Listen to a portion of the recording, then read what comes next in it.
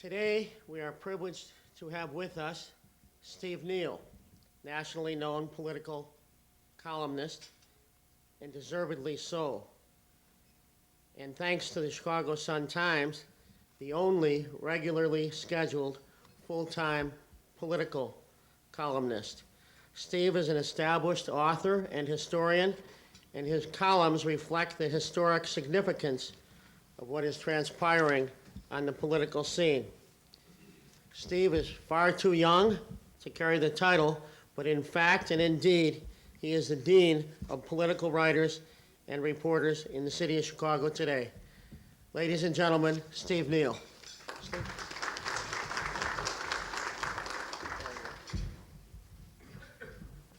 Good morning. I think it's great the City Club is doing this. Dick Ciccione has had a distinguished career in this town. He's originally from Pittsburgh and was with the Associated Press for many years. And at the Chicago Tribune had a distinguished career as their political editor for many years, metropolitan editor, and managing editor. He was recognized as one of the better political reporters in the country. He was such a good writer that in William Manchester's book, Glory in the Dream, he on a few occasions quoted Dick and actually gave him credit.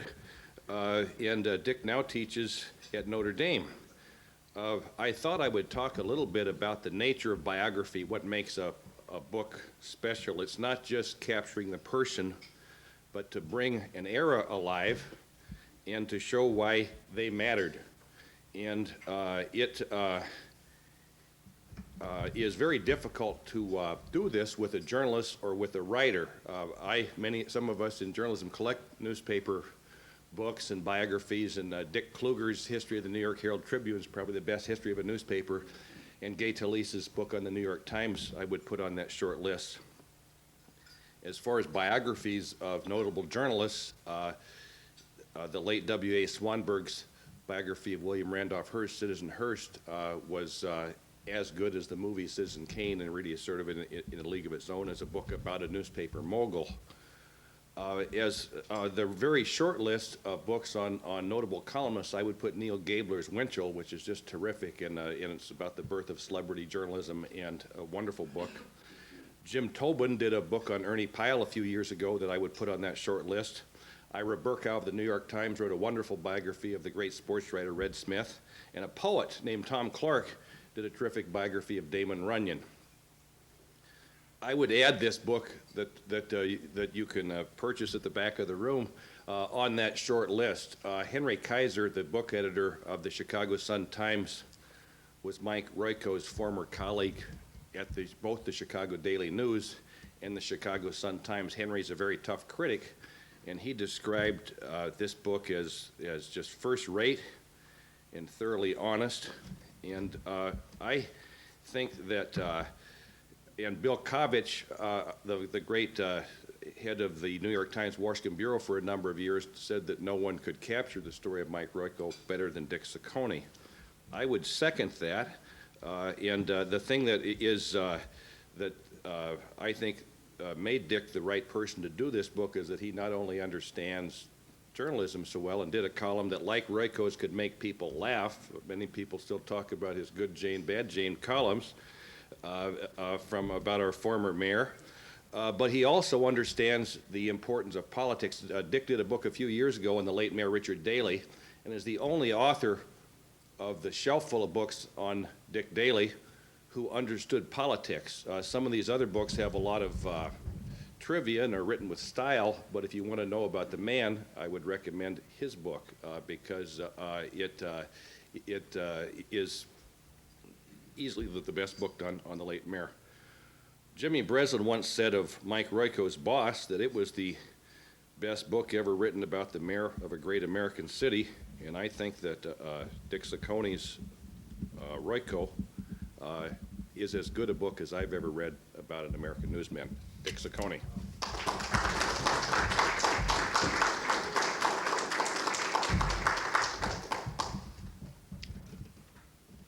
I was glad you had a chance to talk to my mother to get some notes, too. Very good. Well, thank you very much for those nice words, and thank you, Jay, for inviting me. And it's always great to see such good friends in the audience. A few years ago, I wrote a book called Chicago in the American Century, which was a fun book in which I tried to list the 100 most significant Chicagoans of the American century by category: politics, art, architecture, entertainment, media. And having been a newspaper person for almost 40 years and having been a political writer and devotee, I thought those two categories would be the very easiest. But as it turned out, while we have had some fascinating and marvelous political characters in Chicago, after you get done with Adlai Stevenson and Richard Daley and Dan Rostenkowski, you don't have a lot of Chicagoans who had impact on the nation. And the premise of the book was all the people in the book should not have just been famous and successful in Chicago, but it should have changed the way people think and live throughout the country. So I was kind of surprised how difficult it was to come up with a list of Chicago political figures who had that kind of impact. And the very same thing happened to me in media. This wonderful, rich history of Chicago newspaper journalism, the front page era, and all of the fascinating characters who have trooped through this town seemed to me would be a very easy thing to pick out 10 and list them. But when I applied the criteria that I myself set up, that they should have had influence and impact on the entire nation, the list of newspaper people became very, very small. One that obviously had to be there was Colonel Robert McCormick for a variety of reasons. Not only did he create a great newspaper that later became a horrible newspaper that then became a great successful media conglomerate, but he also, as so many of you know, influenced the whole nation from approximately the early 20s to the beginning of World War II as the voice and conscience of the Midwestern Republican Party, and had so much to do with the selection of senators from Ohio to the Great Plains, and probably personally appointed Alf Landon to run in 1936. So McCormick certainly had influence on people's lives around the country. Fortunately, not too much, but he had influence. And after that, when it came to newspaper people, again, great names, great editors, but who changed the way America worked? And the very next person was Mike Royko. And so I thought, probably need to do a book on Royko. And what I wanted to do in the book was establish not only what a great talent this man was, and not only the kinds of torment that great talents often go through, but how he influenced journalism. And to do that, I have to give you just a quick little history of American newspapers. And many of you will know this, but you won't have thought of it until I outline it quickly for you. From the very beginning, from the 1830s, when newspapers began in this country, I have always thought, and nothing is more proof than the last week, that the media reflects society. Media does not drive or lead society. It reflects America. And for every great period of either complacency or trauma, newspapers act accordingly and sometimes behave very well or very poorly. In the 1890s, when America was going through a very similar period to the 1990s, prosperity, full employment, all kinds of new immigrants coming here to find work and look for the streets paved with gold, newspapers didn't bother to cover much that was serious.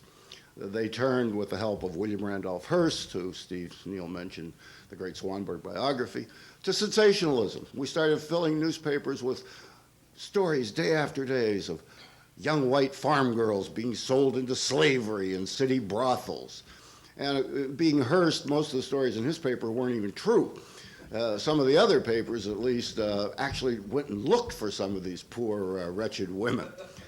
But that was the tone of the time. And we invented our first celebrities, other than our great political and military leaders who had been the celebrities for the first 100 years in this country.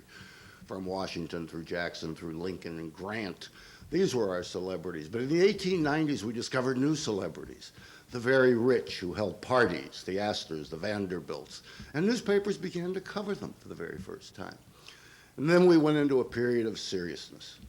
World War I, all the threats from abroad, a new kind of, the early awakenings of global interaction. And newspapers decided they had to be a little bit serious. So they got serious, but they weren't very good at being serious, and circulation went down. And then along came the 1920s, and we had this raucous era in America, crime, and a marvelous new thing happened, sport and movies. And newspapers had a whole new batch of celebrities to deal with. And then that paralleled very much the 1980s, when we once again fell into celebrity journalism that has haunted us to this day. But I teach a class at Notre Dame, and I tell my students, in fact, when Princess Di tragically died a few years ago, one of the students, about a 21-year-old, I imagine, said to me, has there ever been a funeral that so captivated the entire world?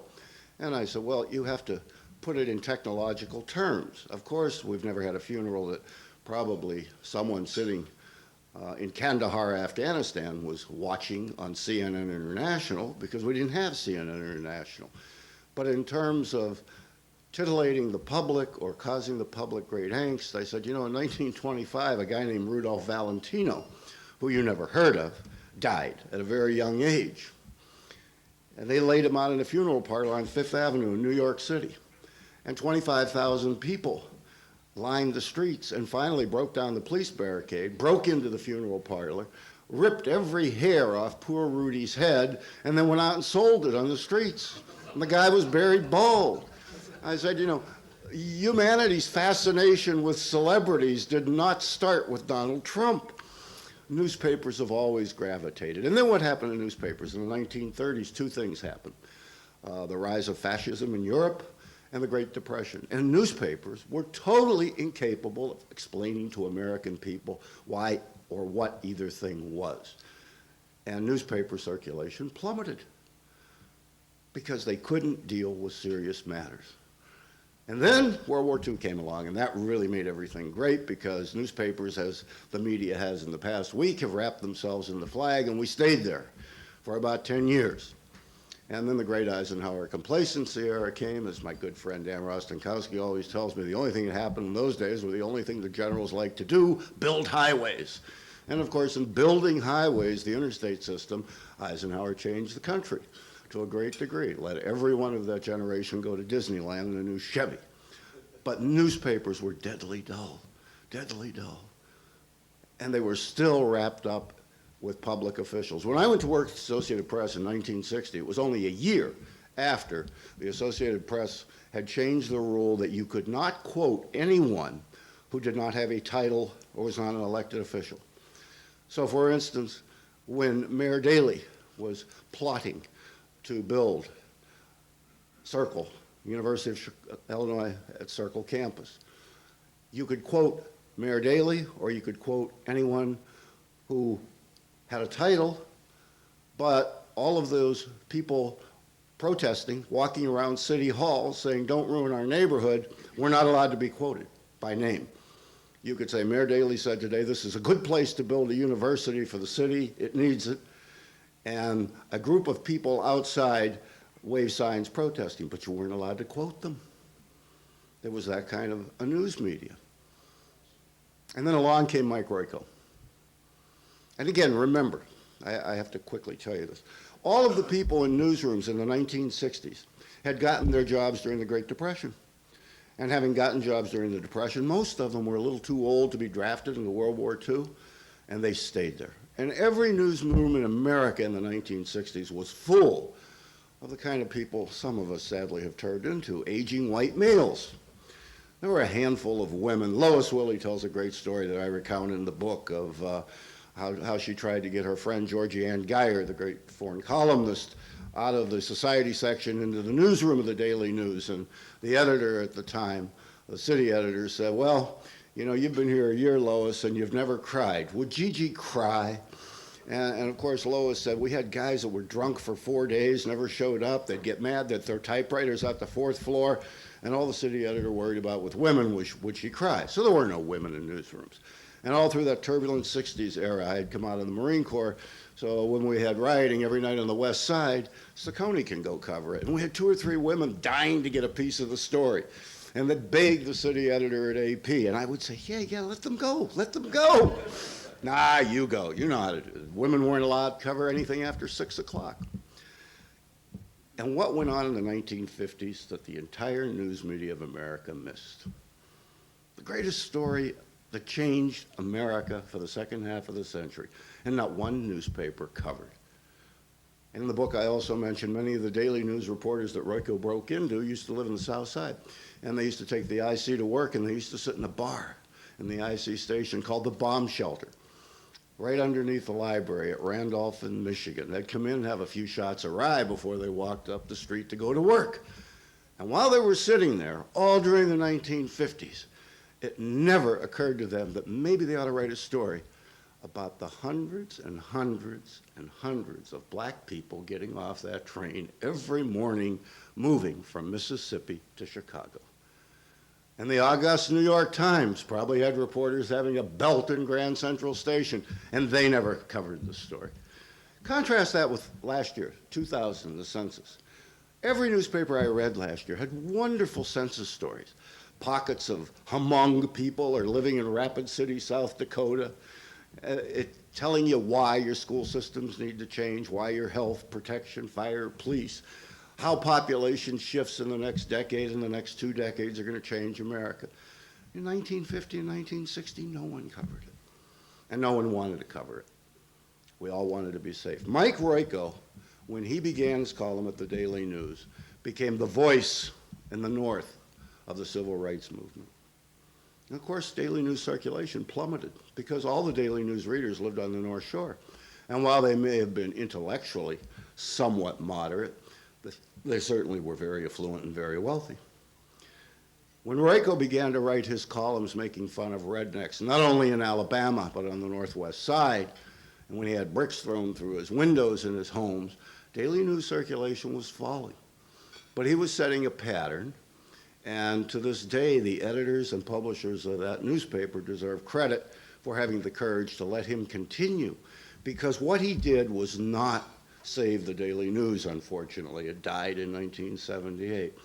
But he became a beacon for every young journalist in America, because every one of them were sitting in newsrooms staffed and edited by 50 and 60-year-old, rather conservative and certainly complacent men who had either observed, covered, or participated in winning the great war against fascism, survived a depression, and thought this is a pretty good country. And why in the world should we quote people? I tried to quote Tom Hayden one day, Mr. Jane Fonda.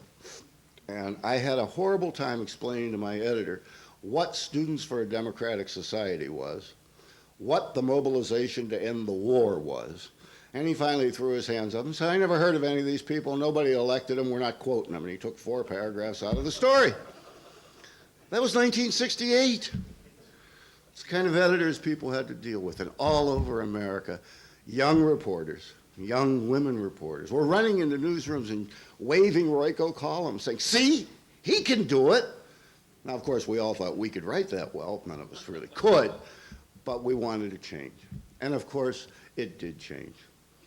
It changed. And I would argue to this moment that Woodward and Bernstein never get the chance to do Watergate, to chase down a political thief, unless you had a Mike Royko that changed so much of the thinking in newsrooms. Ben Bradley was one of the great admirers of Mike Royko, tried to hire him about every other year. You could not have been the editor of the Washington Post and your admiration for Mike Royko so great without having it impact your decision to let these 2 then rather inexperienced reporters have a shot at bringing down the President of the United States. Royko changed a whole generation of editors, many of whom then grew up to be the editors who run this country today, the media in this country today, and who should have learned better, but got caught up in the prosperous 90s with corporate journalism. So that's why I wanted to write the book. I won't even go into the detail, certainly in Chicago, for what great talent this man had. But I will argue, I'll just say this one thing about his talent. If you think of the humorists we have had in American history, and Steve, you'll correct me if I leave people out, Mark Twain, James Thurber, Robert Benchley, and a variety of others. All of the work that they did combined didn't amount to the number of columns Royko wrote in 2 or 3 years. And here was a guy that didn't make you laugh every morning, but he made you laugh 3 out of 5, and he let you smile the other couple mornings. Even if you were being the one gored, you probably had to smile. And in American newspapers today, no one makes you laugh. No one. It is the most difficult thing to do, create humor on paper. And it's even more difficult because it's so much easier to do audio-visually. And so we can do it on television and get people to react, and to do it in print, on a piece of newsprint. It's so difficult. It's no wonder we don't have anyone that does it. But you think back to 8,000 columns, and having read every single one of them to do this book, I would tell you at least, at a minimum, 2,000 of them made you guffaw. You know, that's about 10 years of writing. So I don't think I have to make an argument for his skill as a literary figure. But what I hoped the book would make clear that this was someone who changed a great deal about newspapers. And of course, as his career came to an end, the world had changed around him. We'd reached an era of politically correctness, all of the things, all of the humor. And humor is always somewhat cruel. Comedy is mean. It's always been that way. Right back to the Elizabethan era. It's always been mean. Someone has to hurt when you make a joke. And by the time Mike Royko was winding down his career, it just wasn't acceptable to let anyone in America be hurt. And one of the reasons for that is corporate journalism, because no one wants to be offensive. We have no publishers and editors that would risk a newspaper losing circulation every week because someone was speaking out for what was right, civil rights. As an aside, I should tell you, Royko wasn't the only one at the Daily News. The Daily News hired Nick von Hoffman, that radical from Sal Alinsky's community organizing group, sent him off to Alabama to cover civil rights. Ray Coffey, a friend of all of ours, I think, was hired from UPI to go down and cover Mississippi when James Meredith. There was another paper across the street from the Daily News called the Tribune. Never sent anybody anywhere. Never sent a single person south to cover civil rights. No. Matter of fact, they didn't even cover the Vietnam War, which for all the evils of the late Colonel McCormick, he sure would have known a story when he saw one. He probably would have been opposed to the war, but had covered it. And that was an era where the Tribune was really in the dark. It came out of it, but then it, like all media, has gone back in. Now, I'm just going to say one more thing. The silliness and the lust for celebrity coverage and the desire to somehow try and catch up with TV and the MTV generation has driven American papers over the last 15 years into a stupor. They're all homogeneous. I don't care if you pick up the Daily Herald in Arlington Heights, USA Today, the Tribune, you're going to find the same 4 or 5 stories on every front page. You're going to find all kind of efforts to deal with Madonna's latest romances. We cover entertainment and sport. I mean, I sometimes wonder how this came to be that when I started in this business, you could almost find Everett Dirksen and Paul Douglas on the front page every day. And in recent years, you find Dennis Rodman on the front page every day. I think something is a little askew. And that's not what newspapers need to do. What they need to do is inform people so they can properly choose and direct their government and their democracy. But when people are not interested in that, then you go cover Dennis Rodman. I think as of last week, you're not only going to see a change in all of America, which I certainly am not capable of enunciating any better than, far less than many of you, but you will see a change in the media. You're going to see more stories about the Islamic world. You're going to see more dedication to covering serious things. Dennis Rodman's latest arrest is not going to take precedence over, hopefully, a new anti-terrorist commission or a new bill to fund one in this country. And we're going to get back to covering politics. And I think we've seen the end of the cynicism era. I don't think Jay Leno and David Letterman can make fun of every political leader in this country before they've even done one thing that they deserve to have made fun of. The cynicism, because we haven't taken them serious. We've had a 10 to 20 year period where who cares who the president is? He can't do anything for me, and he can't do anything to me. And therefore, let's let our voting numbers dwindle to under 40% participation. That is going to change. That's going to change. And I hope that the nation's media changes along with it. And I mean the entertainment thing. I can't imagine how Survivor now will have any viewers. Who could care? Who could care? And I don't know how those late night people are going to perform. Maybe they ought to go back and listen to some Fred Allen and Jack Benny tapes from World War II. They seem to create a lot of humor in this country without calling FDR a cripple. You know, they didn't attack our leaders. They just had humor. And maybe we'll see that era again. I've probably gone on longer than you wanted. I apologize, but I just think I had to tie in a little bit of this week because it has so much to do with the media. The media is our history. And let me just add one more thing. I was telling my kids at Notre Dame, they were saying, it's so difficult to know what they're going to do. We don't get told what they're going to do. And I said, well, I don't know why Dick Cheney and Don Rumsfeld would want to share with a 19-year-old when they're going to bomb anything. I said, but you know what? For all the criticism of this information age that I can feel at times because we have so much and it's not filtered, and you can be critical of all the television media for the rumor mill they went through early on in the week, bombs at the State Department, new terrorists at LaGuardia, but I'm not sure you can be too critical, frightening time. But I watched Dick Cheney on Meet the Press Sunday morning. And he gave you what in the newspaper business we used to call a tick-tock, step by step of what happened the minute he heard a plane had struck the World Trade Tower. And the name of the person who ran into his office and told them, and the names of the two people that he called immediately, and the name of the person he said, get President Bush on the phone, and then his subsequent conversations with the president in Air Force One. And I thought, you know, tape that, and when Steve or someone wants to write the book, it's all right there. You don't even have to go interview. We don't know to this day who told Franklin Delano Roosevelt the Japanese had bombed Pearl Harbor. We don't know if he said, oh my God, holy shit, or where's Eleanor? And maybe had he survived the war and maybe lived to be a doddering 85 years old, someone might have asked him in later years, how do you know that? But we don't know. We don't know what the President of the United States' first thoughts are.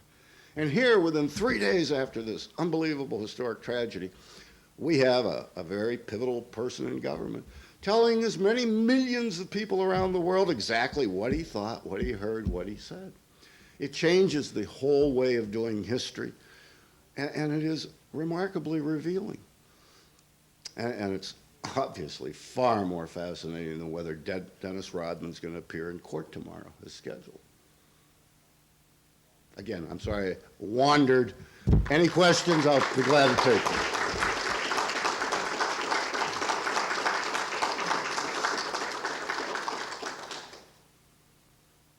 Alderman Nataris.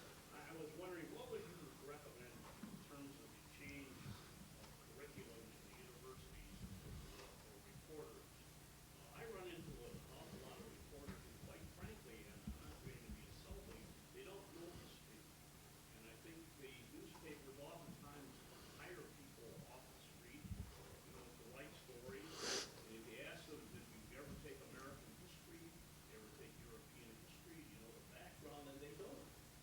Well, your question is, do reporters need to be more versed in history? Well, of course, probably everyone needs to be.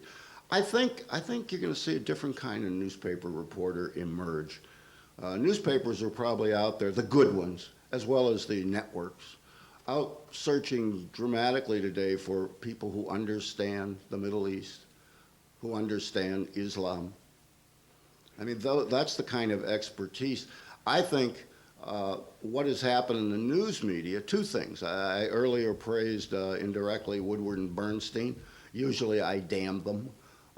Their work that at least participated along with John Sirica in removing a president from office, created such an adversarial relationship between the news media and political public figures that for 20 years, everyone that came into the news business, not everyone, but a great majority, were not interested in where Afghanistan was, or for that matter, where Carson City, Nevada was. All they wanted was a shot to knock off some political leader and get to have a movie made where Dustin Hoffman and Robert Redford would play them. You know, I'd like to be played by Robert Redford. He's looking about as old as I am these days, so it might work. But yeah, we didn't have a demand for, do you understand the Middle East? Do you understand politics? Our political coverage, which was the staple of newspapers for so long, has degenerated into character coverage. No one wants to find out what the heart of the Bush tax bill was. I mean, even the Tribune, which generally does a pretty good job, gave you a lot of little graphs and bulletins, might do this, might do that. But boy, we spent how many we have forests of print on Monica Lewinsky. I mean, that's what we've come to be fascinated with. And part of it is because we do reflect society, as I said at the very beginning. Now I think you're going to see a change. I think you're going to see all kinds of people being hired into the media that understand the world, that have some sense of the geopolitics of the Islam nations and where they are. I mean, I imagine we have newsrooms full of people who don't know where Morocco is, because Morocco's been quiet. Nothing, They probably have a sense of where Libya is, somewhere over there. We're going to have newspaper people who know exactly where Libya is. Steve? Dick, one of the things that Henry Kaiser talked about in his review, Well, it's a bit of sounding presumptuous. Having, as I outlined earlier, decided that he certainly was worthy of a biography and may, in fact, at least I tried to say, have been the most influential newspaperman of this last half of the 20th century. I really felt he deserved a full treatment. I think he's a very serious literary as well as journalistic figure. And I thought just to deal with his work and not his temperament would have been a shortcoming. You mentioned Ira Berkhow's book on Red Smith, which I enjoyed very much. And Red Smith was not Mike Royko, thank God. He was a gentle, pleasant man. There weren't a lot of great barroom stories about Red Smith that weren't full of gentle humor. But I don't think we got a lot of the personal Red Smith. I wanted as much Mike Royko because I think, and I didn't say it in the book, but Milt Rosenberg did on his show one night in response to a caller's question, the very same one. It's the mark of the artist. Yeah, Mike Royko was a difficult person, and you wouldn't want to be around him depending on which number of vodkas he was on. But geez, who would have ever wanted to spend more than 20 minutes with William Faulkner, one of the most miserable human beings that ever lived? And no one could take being Ernest Hemingway's friend. I mean, he savaged every friend, both physically and verbally. It is the mark of the artist, that massive insecurity combined with the massive ego. And I think Royko had it in spades. He could just turn on you if you ever mentioned any other human being had written something worth reading. Just turn on you savagely. And on another day, within the same moon, you could say, boy, that was a great column Friday. Any kid in the room could have done it if you had the right source. I'm nothing. I'm nothing. Probably don't want me next week, right? Probably want to, I mean, his highs, I guess they call it bipolar today. I'm not into that, but very difficult. But I thought because the more I got into it, the more I realized we're talking about a real genius here who had a real impact. And I think, and you know it well, like any attempt at biography, you want to at least leave the most groundwork you can for the next person to tackle the project. Dan? Well, You know, I think you're going to see a change, and I'll tell you why. A couple of the things that I thought were bad on Tuesday was Peter Jennings fretting over why George Bush wasn't in Washington, as though he ought to be there. That's my position, and he wouldn't let go of it. that's right. And your good friend Chris Matthews was all upset that Bush stuttered through his first few remarks from off his Air Force Base, and he asked, I believe it was John Warner, don't you think right now George Bush, deep in his heart, knows he's not the man for this job? And you know, Warner's kind of said, no, I think he's very busy doing things. Jimmy Warren of the Chicago Tribune trashed Bush's Wednesday speech. Nervous, not inspiring, didn't even have blah, blah, blah, blah, blah, blah. You know, by Thursday, Chris Matthews was, this is where George Bush belongs, among the people, standing at that rock pile with a fireman. How inspirational. I mean, these people, I told you at the very beginning, the media reflects society. These guys aren't fools. They get up in the morning and found out 92% of the people are for George Bush, and they're not going to get on television. And you know, I just loved it when Don Rumsfeld was asked, the obvious question they were looking for yesterday was, isn't Iraq involved? And at that point, Rumsfeld knew that Ashcroft was going to say, we have this one pilot met with an Iraqi foreign minister, although that's not concrete. And Rumsfeld, you know, and again, I think, you know, I'd like to think, it's a little bit of age here. It isn't, and I know you love the Clintons and their administration, but it isn't those Clinton sort of hotshots. He just waited and waited. He said, I'm not going to answer that. And the next question was, it's the longest pregnant pause I've ever heard. And everyone laughed. And he said, and I think it was appropriate. And he got away with it. Because number one, I think the media understands the public is for these guys. And these guys are pretty good. Cheney, Rumsfeld, Colin Powell. I mean, they've been there. I mean, it is fortuitous, whichever way you voted, that this guy wound up with people who have been there. This isn't the first time. Sir. The question was Royko really mean-spirited like many of the columnists today? And the questioner thinks not. And can there be another columnist like Royko in today's climate with wit and satire and irony, I suspect, the question, as well as can there be political leaders like Dan Rostenkowski and Bert Notaras? No, don't mention that. That was the question. I'm a janitor. Royko used to say he was the tallest midget in the circus. I think not. In terms of can there be another columnist, again, we get a little history of media. You have to remember when Royko was writing in the 60s, and when he was writing about all those issues and what the 60s were, our country was torn apart, our whole culture was being questioned, and it did change. So when Royko was writing about civil rights and Martin Luther King, or writing about Vietnam, or writing about Jane Fonda, or writing about feminism, these were the burning issues of the day, and he was writing at a time when newspapers remained the dominant information provider. Now, there were many millions of people who last Wednesday morning did not go and pick up a newspaper. They didn't have to, theoretically. I mean, you watched it all day long. Did you need a newspaper to tell you those two planes did what they did? You didn't. Now, a whole lot of people did. I'm sure newspaper circulation took a bounce that day. But I found reading the first page of the Tribune, I'd read 3 paragraphs of every story, and I'd say, I know that, I know that, I know that. I kept turning the page. I know that, I know that, I know that. Of course, unlike some people, I sat there 24 hours with my clicker and saw everything in the world. Many people don't have that time. But there's no question that you don't, when Royko started writing, the 60s, you had a six-county Chicago area population of about 6.5 million in the 1960 census. You had a newspaper downtown, combined circulation of over 2.1 million. You had one newspaper for every 3 people. Okay?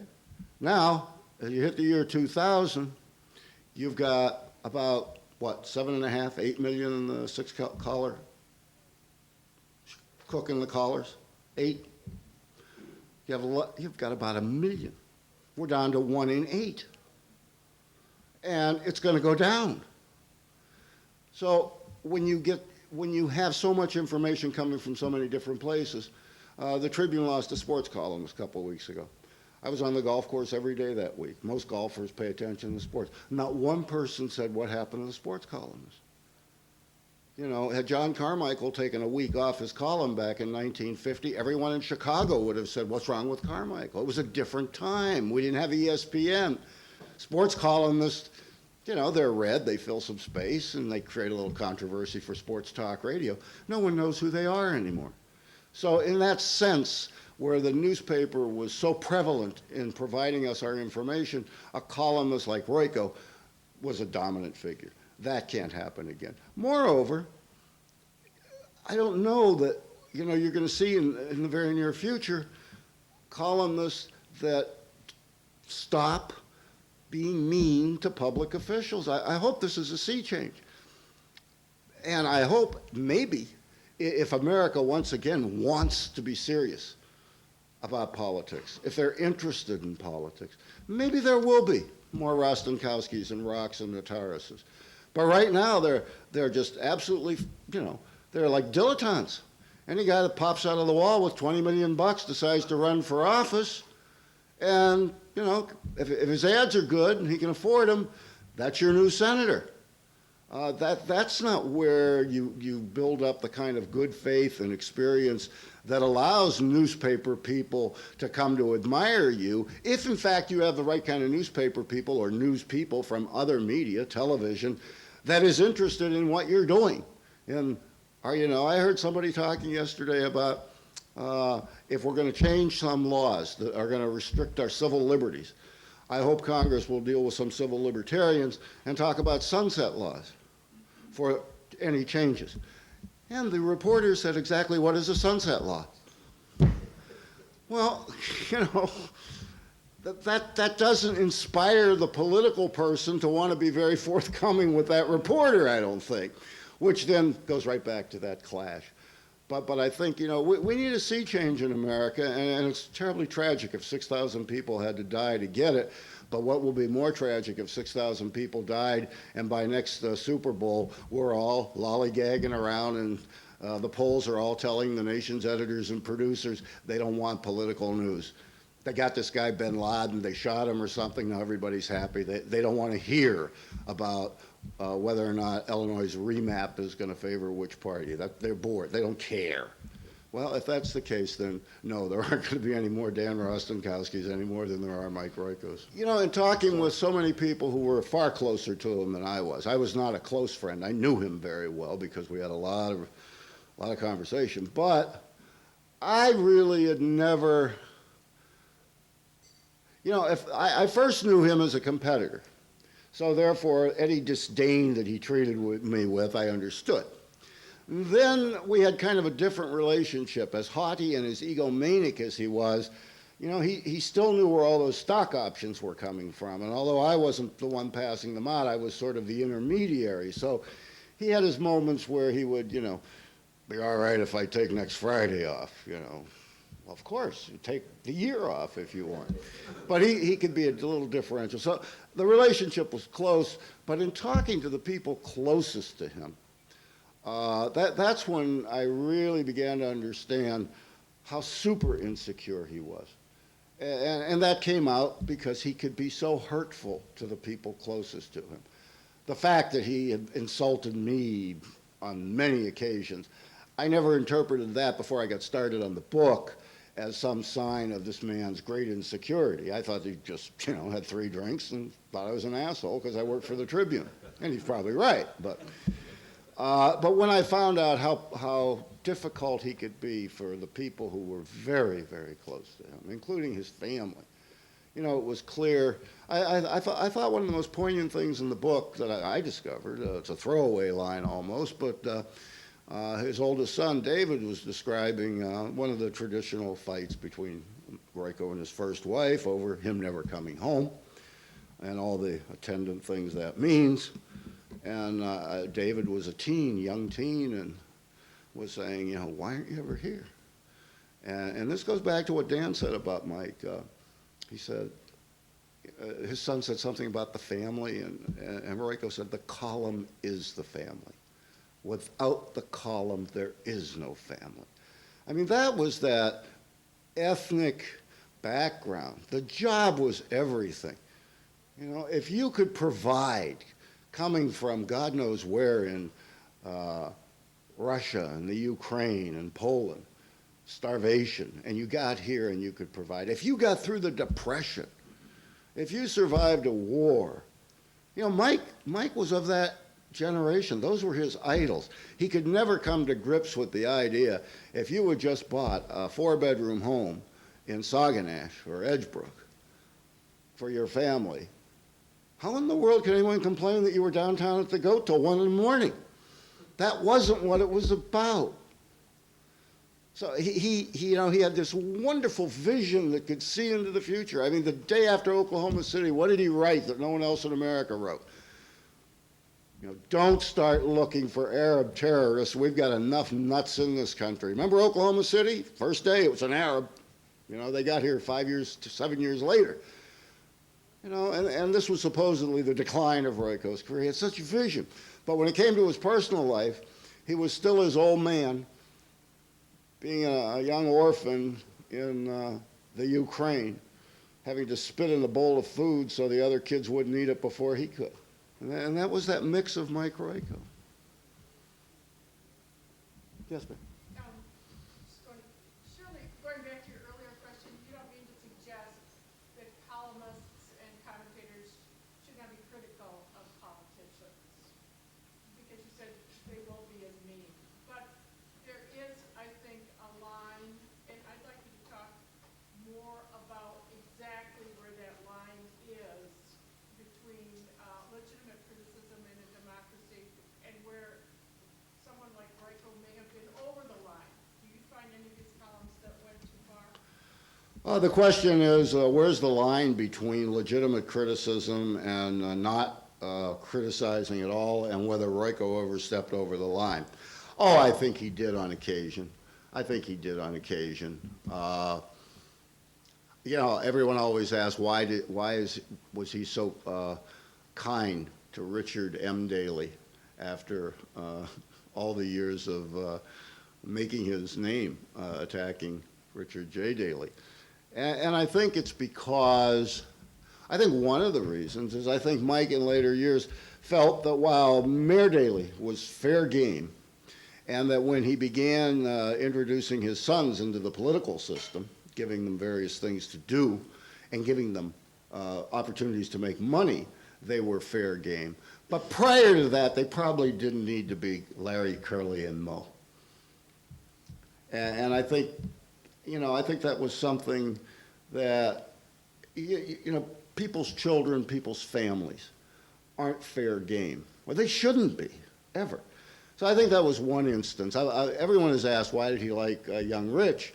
And I've always thought that was the reason. He probably knew he overstepped. He got again, the old man was fair game. No, I think our role is to be critical of the political establishment. But I don't think, again, it has anything to do with their personal character, their personal lives. I just don't, I think you report on what a politician's doing. I don't know that the fact that he's divorced his wife of 25 years and married someone 20 years younger affects whether or not, what did Bob Barr want to do the other day? He had some ridiculous thing he wanted to do, as he usually does. I forget what it was. Just covering, just letting Bob Barr say what he says is enough. I don't need to know whether he went to confession on Saturday or whether he had too much bourbon yesterday evening, if he even drinks. I don't know that. But we've gotten so much into who you are as opposed to what you do. Now, again, if someone has a character flaw that is going to impact the way they might perform in their office, that may be something you bring up, but it should not be the main thing you bring up. I'm not talking about columnists not having some license to have fun with people, but we've just fostered a tradition for 15 or 20 years of everything is cynical. And after a while, when you paint a picture of a president who's a buffoon, I saw Richard Reeves on the other night, and he said the worst thing I ever did was write a column calling Jerry Ford a clown. He said, I regret that to the day I will die. Jerry Ford was not a clown. He was a good and decent man who, in some ways, made some mistakes in office. What I should have said was, I will never forgive him for pardoning Richard Nixon. And obviously it cost him an election. But he said, I had no right or business to just write a column saying Jerry Ford's a clown. He wasn't a clown. He was the President of the United States. And that, you know, and that's, yes, you know, hey, the whole job is be watchdog. I mean, if there's one thing that Royko reinstilled in journalists in this country is you don't have to take care of Mayor Daley. He can take care of himself. You got to take care of the little guy who just got axed at Streets and Sand for no good reason, perhaps. Our job is to be the watchdog. But it doesn't mean our job is to be the permanent critic and cynic of everything every politician does. And since I have this microphone for 1 second, I'll say, you know, I think George Ryan suffered greatly. You know, perhaps his stewardship of the Secretary of State's office prevents him from deserving another term as governor. But to have the media for 2.5 years focus solely on that event over and over and over and perhaps not deal with pretty courageous, tough decision to fix the infrastructure of Illinois, which damn well needs fixed, I think it's out of balance. Do you not report what went on in the Secretary of State's office? A bunch of goofballs getting licenses and then winding up in accidents? Of course you do. But do you make that the focus over and over and over and over and over? And do you give him nicknames and, you know, and ignore what he might have done? I've gone on too long. Thank you very much.